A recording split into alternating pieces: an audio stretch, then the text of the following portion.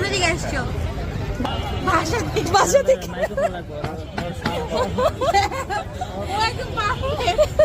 তোর এটা লাগতো, এই কথাটা লাগতো, এটাই বলবো। হ্যাঁ, বাসা থেকে আসছো। বাসা থেকে আসে তখন আপনি বলুন বাসাটা কোথায়। আরে তুমিই না, তুমি যে আস্তে কথা বলবো, জোরে বলবো। ওকে, কোথা থেকে আসছো?